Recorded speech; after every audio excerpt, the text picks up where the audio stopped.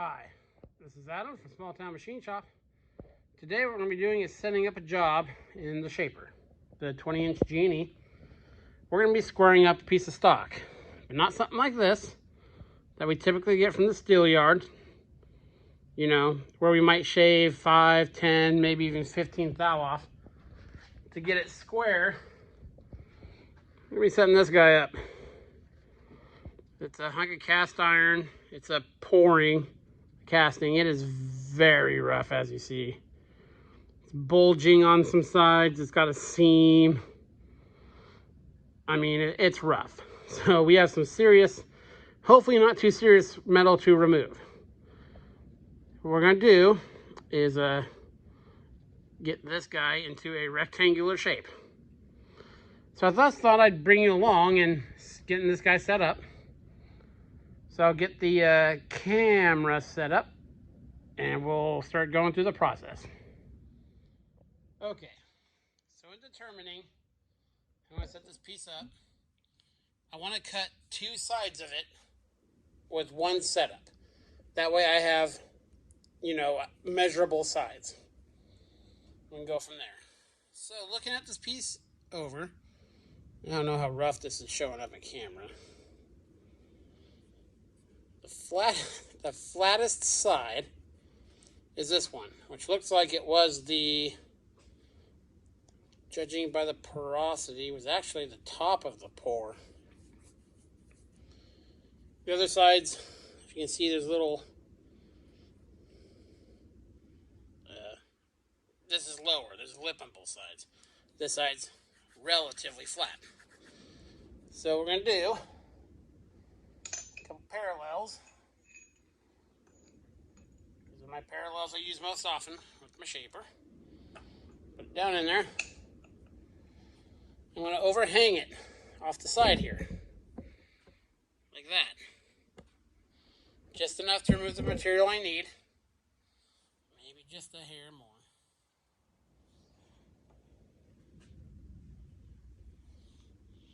Usually I bring my parallels out. A little bit underneath there.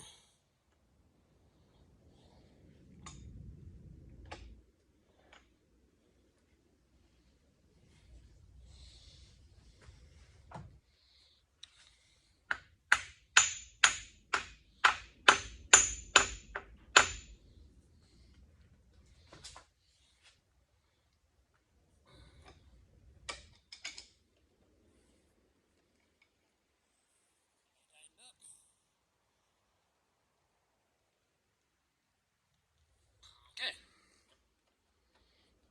And I already indicated my back jaw, so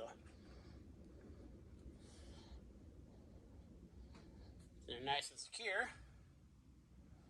So what the plan will be is to shave the top flat, and then we'll change the head, position of the head, and then we'll go straight down.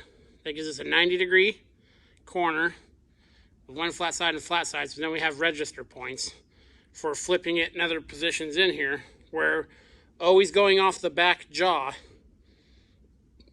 always registering a clean surface off the back jaw. You know, we can make a few more cuts to do more than one. We'll probably have to do these two cuts and flip it over, do one cut. We'll have to reposition it a number of times, obviously. Okay, that's going to hold it in the vise. Now let's go to the tool holder. I'm going to use my high-speed steel tool holder. Sometimes I will just put blanks in here and come right off the bottom, and that keeps it really nice and short and rigid. But we're going to have to do some repositioning and stuff, and a little bit of extra reach from this will be fine, because, you know, that's a very stout piece of metal. I mean, that's my thumb. So this will keep us nice and rigid. Put the tool piece bit in there that way.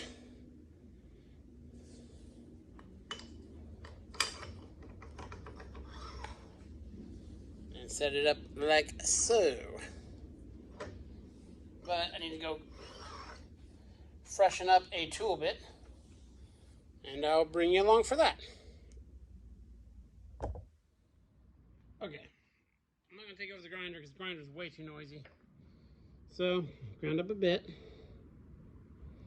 You don't need a lot of rake on a shaper tool if your shaper tool is flat. For those of you who are starting out grinding tools, you have problems on especially flat edge stuff like Acme threads and stuff like that. If you don't have a thread gauge, get a good quality square. Then as you grind, put the cutting edge up to the edge and hold it up to a light and see if you see any light coming through. If you don't, you're nice and square, just like that. So, put the square over here. Zoom you out a wee bit. This is the typical tool holder you'll see. This one indexes every 45 degrees. It's got a pocket cut in the back of it. The previous owner made this and did a really nice job on it. You're gonna loosen the nut. This one will only hold a half-inch tool bit. Well, you could put smaller ones in there, I guess. But it was not designed to hold those.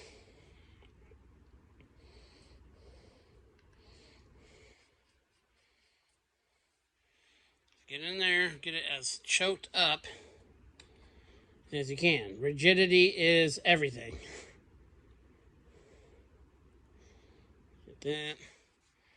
I think we can actually go just a hair more too.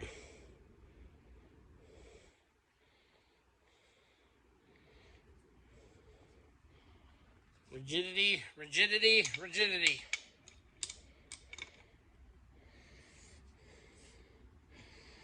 Snug this guy now. You could put the tool in this the other way. I have better luck putting it this way. Cutting face this way. Some of you may argue with me. But with this machine, the rigidity of this machine, as the force is applied to this, it's pushing back on here, and it's set in that pocket right now. That bit is hard up in there because this bit thing is designed for half-inch bits. If you're cutting it this way, tool pressure here, this isn't backed up. So, in my opinion, this is more rigid. I see people use them either way, and I'm sure for most things it'd be fine. This is just the way I use it. And we will get this guy set up to the lantern tool post. It is roughly in for now. Snug it up. I still need to get some dedicated wrenches to this thing.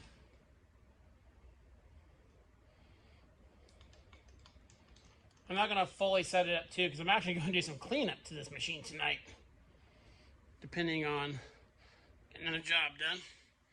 Obviously, you would not cut with this much gap here. No, no, no. When we go to set this up,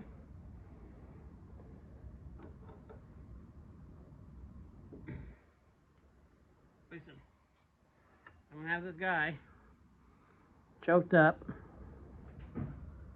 probably touching the bottom of that. That'll be more rigid. Let's go ahead and do that. It's a little snug because we're going to have to adjust it to the work. But there, see, we have a nice small setup there. And I'm going to take in light cuts, and this is cast iron. I'm not sure how homogeneous it is right now, because this was a pour. I believe my uncle said his grandpa did this. So, a lot of times, like I said, I'll just put the bits in here. But for what we're going to do, this will be fine. This is nice and rigid. So, let's get to getting the table raised up. I'll bring you back. Okay, so taking the table clamps off, I'm going to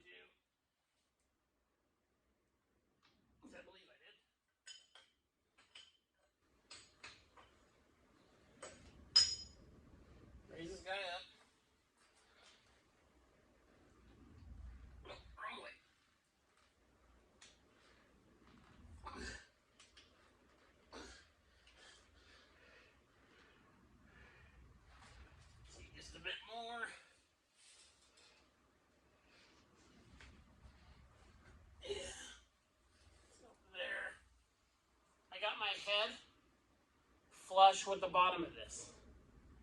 Because I want, you know, as rigid as possible. I don't want this part down past here. Smooth that.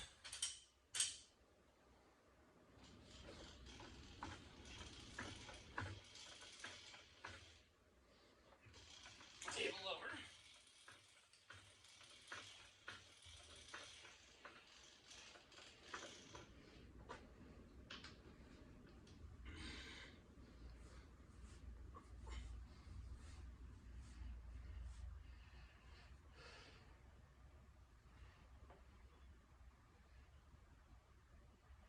That's about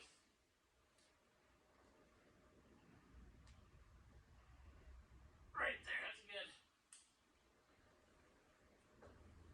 That's a good starting point.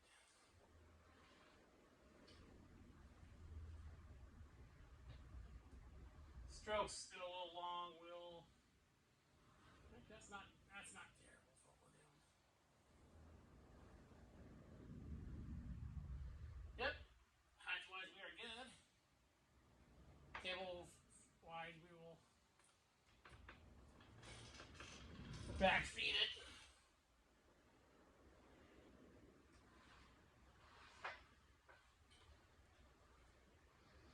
Okay.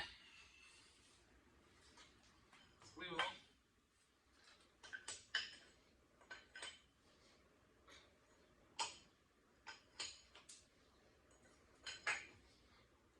lock the knee.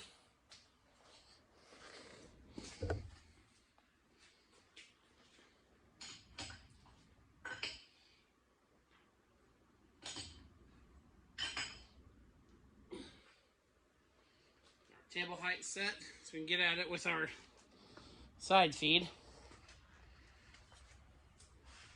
So now, what we need to do is, if your shaper is big enough to have one, there's this foot support.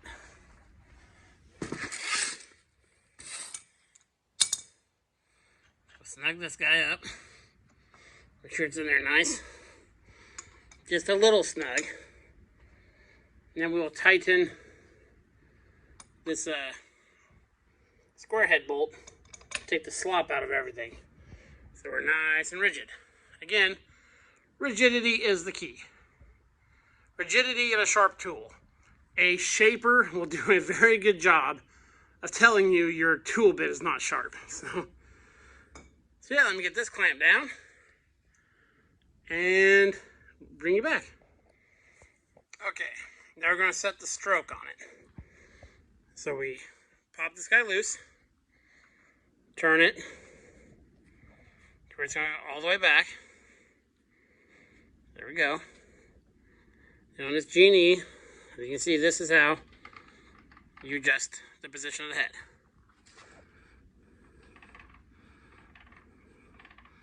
It's all the way back. Go back about there. Okay. Lock the head. Your handle, this is what changes the length of the stroke. So we're going to go back that far.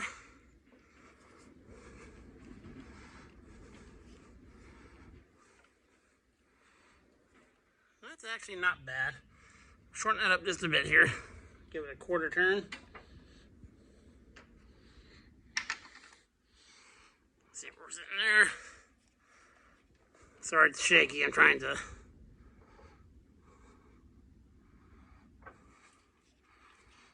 do this all at once. Go back the other way.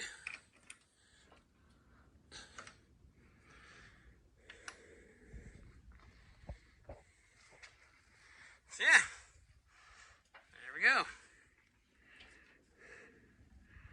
Going back to clear the work, and we could cut that down, but for this project, that'll be fine. And we're feeding past the work. Just a little bit. So there we go. And I'll fine tune that as we're cutting. Yeah. that is how I set the shaper for a job. And when I go to, as we get some flat surfaces, of course, then we'll start indicating. There's no point in indicating with stock this rough. I mean, it may look rectangular on camera, but it is not rectangular. And this is this is actually cast as a hammerhead. Now I know what you're saying. Cast iron doesn't make a real good hammer. It's kind of brittle.